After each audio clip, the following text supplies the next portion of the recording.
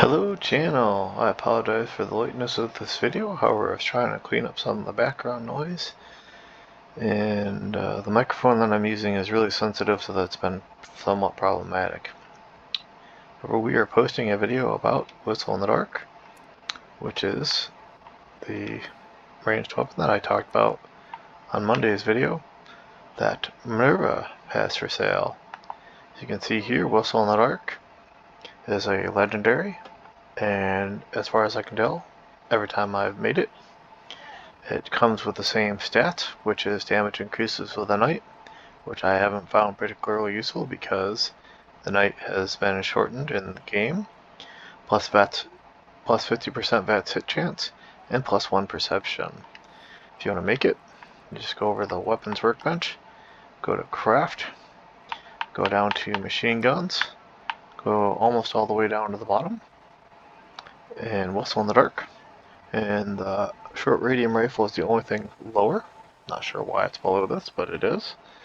Whistle in the Dark at level 50 requires 11 adhesive, 11 gears, 2 legendary modules, 8 oil, 12 screws, 16 springs, and 38 steel. At level 50, without any perks assigned to rifle, as you can see here, the default damage is 67 damage with a fire rate of 48, a range of 186, an accuracy of 91, and the weight is 14.8 pounds. Now that's with the steadfast receiver, aligned long barrel, aligned stock, piercing magazine, short night vision scope, suppressor. Whistle in the Dark paint doesn't actually weigh anything, as far as I can tell. So let's see what else we can learn about this gun here. If we take a look at the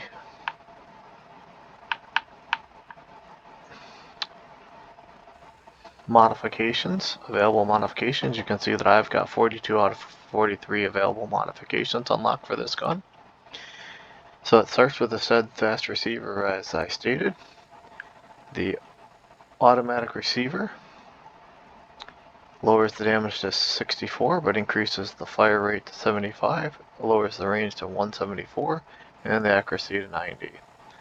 Also available is the calibrated receiver, the hardened receiver, the hair trigger receiver, the first receiver, the focused automatic receiver, and then the powerful automatic receiver. If you're going to go with the automatic, this is probably the one to go with.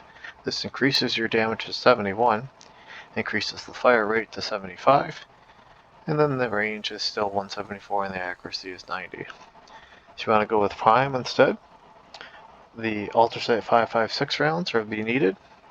The damage is 72, the fire rate is 75, the range is 174, and the accuracy is 90.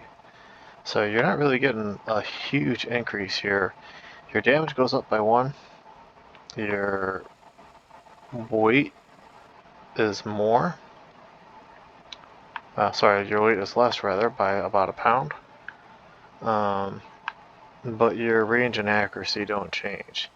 So for 1 point of damage, now granted, without perks, that's probably not worth going to ultrasight.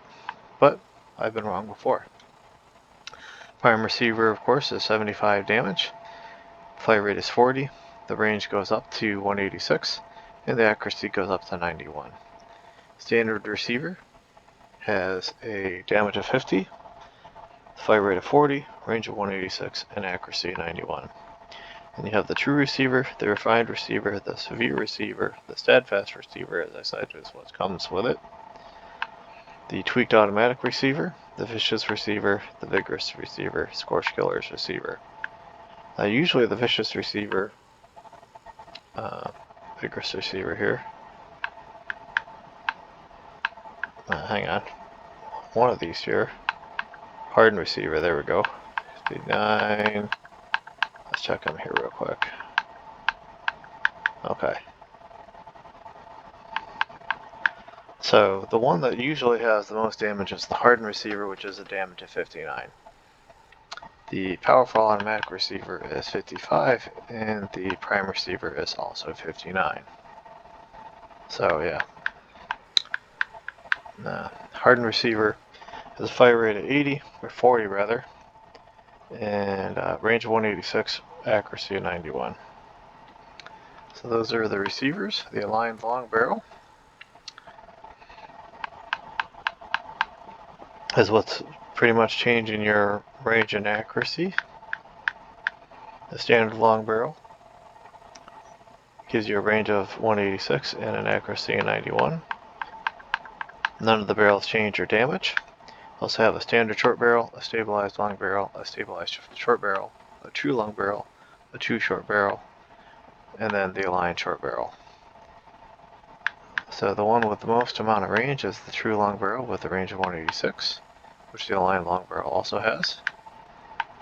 And the one with the most amount of accuracy is the true long barrel, which also has an accuracy of 192. Now since this comes with the aligned long barrel, you're probably just as well to keep that, because the range and accuracy are pretty much the same. The aligned stock, and you can get the standard short stock, which changes your weight positively and doesn't seem to change anything else, at least stats wise. It decreases your recoil and hipfire accuracy. Then the bruising stock, the stabilized stock, the true stock, the forceful stock, and the precise stock are all available. And for the most part, based on straight numbers, they don't make much change, while the true stock does increase your accuracy a little bit. Piercing magazine is what it comes with, and that it gives you improved reload speed and armor penetration. I usually go with the stinging magazine because it gives improved armor penetration and ammo capacity. That's just me. You can also get the swift magazine, the quick magazine, the perforating magazine, the drum magazine, and of course the standard magazine. Short night vision scope is what it comes with. You can get the long night vision scope, the long recon scope, the short long scope, the medium scope, the reflex sight, the reflex sight circle, the short recon scope, the short scope, and standard sights. And it comes with a suppressor. You can always choose the no muzzle option, which increases your condition, the compensator, the muzzle brake, or the suppressor. Now these all give you different amounts of range modifications and accuracy modifications and silencing, and they all change the amount of condition that the gun has. And then you've got three options, or at least I have three options for paint. It comes with whistle in the dark paint. You can go with the default appearance, which is the standard appearance of the standard 5.56 rifle, the non-handmade one. If you've got it from the atomic top, you can throw the bat paint on it, which is purple with bats, or you can just leave the whistle in the dark paint on, which is orange and yellow. Looks like a toy gun almost. Then we're going to go ahead and throw it in game here. As you can see, not very well though. There we go. Let's try this.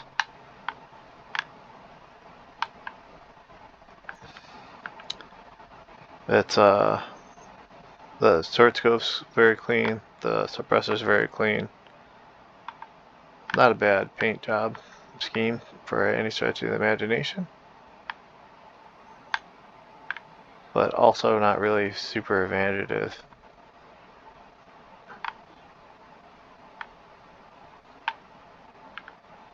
So that's the whistle in the dark, folks. It